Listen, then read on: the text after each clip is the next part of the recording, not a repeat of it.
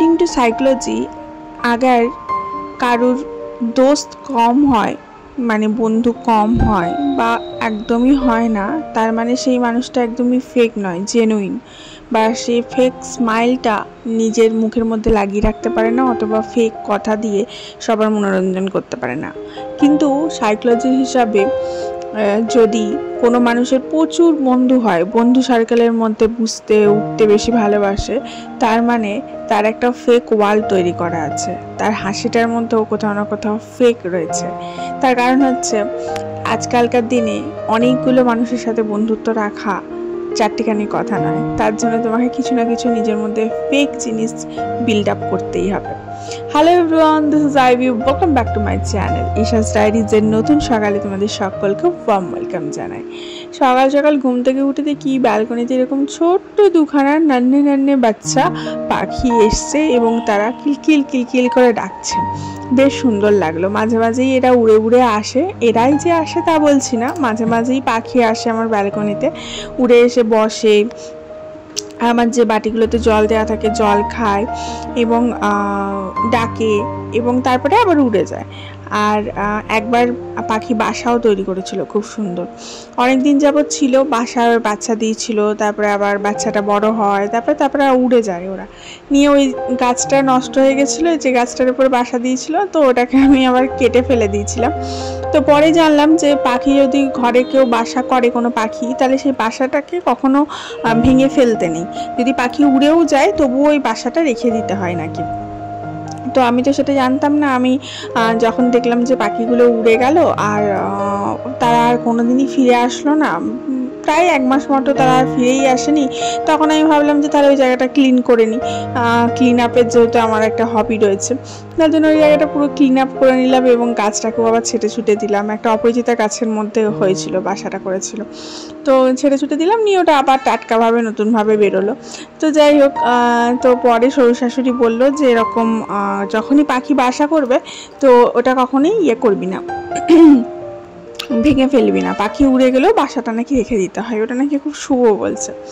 যাই হোক, এরকমই আর একটা ইনসিডেন্ট ঘটেছে। 2 দিন আগে রান্নাঘরের জানলাগুলো খোলা ছিল আর আমি এই ঘরে আয়রন করছি, আর রান্নাঘরে যা রান্নাবান্না করেছি তরকারিটাকে ঢাকা দিয়ে রাখা ছিল, আর রান্নাগুলো শেষ হয়ে গেছিলো, তো ঢাকা দিয়ে রেখে দিয়ে এসেছি। আর রান্নাঘরের জানলা খোলা ছিল আর ঘরে কেউ ছিল না, মেয়ে স্কুল গেছে, বড় বেরিয়ে গেছে, আমি আয়রন করছি অন্য ঘরে, অন্য রুমে বসে। হঠাৎ করে আয়রন করতে করতে আয়রনটা শেষ হবার মুখে আমি ভাবলাম একটু জল খাই, হাঁপিয়ে গেছি, নিয়ে উঠে জল খেতে এসেছি। আর রান্নাঘরের পাশ দিয়ে যখনই বেরোবো তখনই দেখছি ও মা, একটা পায়রা উড়ে এসে ভেতরে ঢুকে গেছে, রান্নাঘরের ভেতরে, নিয়ে কড়াইয়ের ওপরে বসে আছে। তো আমাকে দেখে সে তড়িঘড়ি উড়ে বেরিয়ে গেল। তাই যদি ভেতরে ঢুকেই থাকতো, না বেরোতে পারতো, তাহলে খুব মুশকিল হয়ে যেত। আমি তো ভয়ে হার্ট অ্যাটাকই করতাম, আমার আবার প্রচণ্ড ভয় লাগে যে কোনো জিনিসে। তো শাশুড়ি বলছে স্বয়ং মা লক্ষ্মী এসছে তো তোর ঘরে, একবারে কড়াইয়ের ওপরে বসে। আমি বলছে হ্যাঁ, একদম কড়াইয়ের ওপরে বসছিল। যাই হোক, আজকে আমি সকালবেলা একটু পরিষ্কার পরিচ্ছন্ন করলাম, আর এখন ব্রেকফাস্টে বানিয়েছি একটু আলুর পরোটা দিয়ে আমি চা খাচ্ছি। যে কোনো ধরনের পরোটা, মানে আলুর পরোটা হোক, ছাতুর পরোটা হোক, নর্মাল পরোটা হোক, লাচ্চা পরোটা হোক, যেগুলো আমি বানাই আর কি নর্মালি। হ্যাঁ, বেশি কিছু তো পারি না, অনেক ধরনের যে বানাতে পারি তা নয়, যে কটা আমি ভ্যারিয়েন্ট পারি। সমস্ত রকমের পরোটা চা দিয়ে খেতে আমার ভীষণ ভাল লাগে, কিন্তু বলে রাখি এটা ভীষণ আনহেলদি একটা হ্যাবিট। চা দিয়ে কোনো পরোটা, রুটি, কোনো কিছুই খাওয়াটা ঠিক নয়, একদমই আনহেলদি। পরোটাটা তো বিশেষ করে আনহেলদি, রুটি তো তাও খাওয়া যায়। তো যদি তুমি মিষ্টি, আচার এই সমস্ত দিয়ে তরকারি হলে তো ভালোই খেতে পারো, খুবই ভালো। আমার হাজব্যান্ড যেমন তরকারি কি দিয়ে একদম খেতে পারে না, ওকে আমি আচার দিয়ে বা মিষ্টি দিয়ে দিই, ও খায়। আমার মেয়েকে যেমন ডাল দিয়ে খেতে ভালোবাসে, ওকে আমি ডাল করে দিই, ডাল দিয়ে খায়। বা সকালবেলা টিফিনে যেটা নিয়ে যাই ও তরকারি করে দিই, তরকারি আর পরোটা করে দিই, ম্যাক্সিমাম দিনই সেটা নিয়ে যায়। রুটিটা খুব একটা পছন্দ করে না, বাটার রুটিটা মাঝে মাঝে পছন্দ করে, মাঝে মাঝে বাটার রুটি করে দিই। বাটার রুটি আর ডাল খেতে খুব পছন্দ করে, কিন্তু ডালটা তো আর টিফিনে দেওয়া যায় না, তার জন্য পরোটা তরকারি করে দিই। তো আমি কিন্তু তরকারি থাকলেও ওই আমার যেহেতু অভ্যাস ওইটা রয়ে গেছে। অ্যাকচুয়ালি কিছু কিছু জিনিস মানুষের হেরিটেজ থাকে না, আমার মায়ের থেকে পাওয়া এটা। আমাদের ঘরে তরকারি প্রতিদিন হতো, আমার বাবা তরকারি দিয়ে মুড়ি খেত, রুটি পরোটা খেত না। আমার ঠাকুমা আর বাবা মুড়ি খেত, আর আমার মা পরোটা করতো, পরোটা চা দিয়ে খেত। আর আমারও সেই অভ্যাসটাই হয়ে গেছে চা দিয়ে পরোটা খাওয়া। ওখানে হাজব্যান্ডকে দিয়েছি, ও কিন্তু চা দিয়ে খাচ্ছে না, ও কিন্তু আলাদা খাচ্ছে মিষ্টি দিয়ে, আর ও আবার তরকারি খায় না। আর আমি এদিকে কিন্তু চা দিয়ে খাচ্ছি, আমার আবার চা দিয়ে খেতে ভালোবাসি। কিন্তু এটা জিনিসটা কিন্তু খুব আনহেলদি। যারা বিশেষ করে ওয়েট লস করতে চাইছে তাদের জন্য কিন্তু একদমই ঠিক নয় খাওয়া। কিন্তু কি হয় না, মানুষের জেনে শুনেও মানুষ কিছু কিছু জিনিস করে ফেলে। তো ওই আর কি, আমিও জেনে শুনে করে ফেলি আর কি। কিন্তু কিছু করার নেই, যার যেটা অভ্যেস বা যার যেটা মুখে রয়েছে সে তো সেটা করবেই। সকাল সকাল হাজব্যান্ড মশাই গেছিলো বাজার করতে, আজকে আমাদের হাটবার ছিল, তো কিছু বাজার করে নিয়ে এসছে। খুব কম সংখ্যক বাজার নিয়ে আসতে বলেছিলাম একদম সামান্য বাজার নিয়ে আসতে, কারণ আলু আর পেঁয়াজটা একদমই শেষের মুখে, আর সবজিপাতিও খুব কম নিয়ে আসতে। কিন্তু ওর আবার কি হয়, বাজার গেলে আবার কম কিছু নিয়ে আসতে পারে না, এক গাদা সমস্ত কিছু নিয়ে আসতে হয়।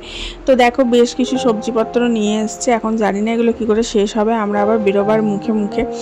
তো এখানে বেগুন রয়েছে, ঝিঙে রয়েছে, আর ওদিকে আলু নিয়ে এসছে, এদিকে উচ্ছে নিয়ে এসছে, রসুন রয়েছে, আর আলুটা আবার অনেকটা বেশি নিয়ে এসছে। আলু পেঁয়াজটা রয়ে যাবে। আর ঘরে না থাকলে কি হয়, ওয়েদার যদি গরম থাকে আর ঘরে যদি আমরা থাকি না, জানলা দরজা সব বন্ধ থাকে, তো তখন অনেক সময় নষ্ট হয়ে যায়। তবুও কিছুটা রেখে গেলে ঠিক আছে, মানে 2-4টে রেখে গেলে ঠিক আছে, বা অনেকটা রেখে গেলেই তো নষ্ট হয়ে যাওয়ার সম্ভাবনা থাকে। আমি একটা কাজ করি, আমি ডাইনিং টেবিলের ওপরে সব বিছিয়ে দিই, আলু পেঁয়াজটাকে বিছিয়ে দিই ডাইনিং টেবিলের ওপরে, নিয়ে তারপরে যাই। তাতে করে কি হয়, একটা আলু পচে গেলে আর একটা আলুর সাথে সংস্পর্শে না থাকার ফলে পচা আলুটা ওটাই পচলো, অন্য আলুগুলো আর পচলো না, বা একটা পেঁয়াজ পচলে সেটাই পচলো, অন্যগুলো আর পচলো না, অন্যগুলো ঠিক থাকলো। এই ভাবনা চিন্তা করে ডাইনিং টেবিলের ওপরে আমি বিছিয়ে দিয়ে যাই।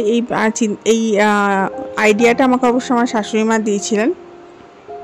যাই হোক, তোমরা যারা ভিডিওটা দেখছো তারা অবশ্যই ভিডিওটাতে একটা লাইক করো, ভিডিওটা একটু শেয়ার করে দিও বন্ধু বান্ধবের সাথে, আর অবশ্যই চ্যানেলটা কিন্তু সাবস্ক্রাইব করে নিও। চ্যানেলটা সাবস্ক্রাইব না করলে কী হবে বলো তো, হঠাৎ করে আমি হারিয়ে যাব এত লোকের ভিড়ে, আর আমাকে খুঁজে পাবে না এবং ভিডিও দেখতে পাবে না। এখানে আমি আলু পেঁয়াজগুলো আঁচড়াচ্ছি, ওই আর কি পুরনো আলু পেঁয়াজটাকে তুলে নিয়ে তারপরে টাটকাটাকে রাখি, তার উপরে আবার তোমার পুরনোগুলো রেখে দিই যাতে ওগুলো আগে ইউজ হয়ে যায়। তো আমার বরকে আমি এখানে সেটাই বলছিলাম যে তুমি এতগুলো কেন নিয়ে আসলে, আমরা থাকবো না, এতগুলো উঠবে না, সেই রয়ে যাবে বেশ খানিকটা, পচে যাবে, নষ্ট হবে। আর অনেক সময় কি হয়, আরশোলা টোঙায়, আরশোলা যতই আমি রিডিউস করি না কেন, ঘরে যখন তোমার ভাইব্রেশনটা হবে না তখনই ঘরের মধ্যে আরশোলা বাসা বাঁধে। মানে তুমি দেখবে বেশ কিছুদিন নেই তো আরশোলা কোথাও না কোথাও দিয়ে ঠিক ঢুকে যাবে, কারণ ওরা না অত শুনতে বুঝতে পারে না, তো ওরা ভাইব্রেশনটা বোঝে যে পায়ের হাঁটা চলা হচ্ছে না, তো সেইখানে আরশোলা বাসা বাঁধে। আমরা লাস্টবার যখন পাহাড়ে ঘুরতে গেছিলাম তখন শাশুড়ি মাকে চাপে দিয়ে গেছিলাম, শাশুড়ি মা আসতো, নিয়ে মাঝে মাঝে গাছগুলোতে জল দিয়ে দিত। তো যে ঘরটা দিয়ে শাশুড়ি মা যেত সেই ঘরটাতে কোনো আরশোলা ছিল না, বা ডাইনিং এরিয়া আমার ওই রুমটা, এইগুলোতে শাশুড়ি মা হাঁটাচলা করতো, আরশোলা ছিল না। কিন্তু বেডরুমটাতে শাশুড়ি মা কোনোদিন ঢুকতো না, তো বেডরুমটাতে দেখছিলাম 2-3টে আরশোলা বাসা বেঁধে নিয়েছে তার মধ্যে। এরকম তুমি যে ঘরে থাকবে অনেক দিন হয়ে গেলে, আর সেখানে যদি ভাইব্রেশনটা না হয়, সেখানে আরশোলা বাসা বাঁধবেই। তো যদিও আমি স্প্রে করে দিয়ে যাই, যখন আমি বেরোই তখন সমস্ত নালি টালি সমস্ত জায়গায় স্প্রে করে দিয়ে যাই যাতে আরশোলা না আসুক তার জন্য, কিন্তু তবুও কোথাও না কোথাও থেকে তারা সেই চলেই আসে।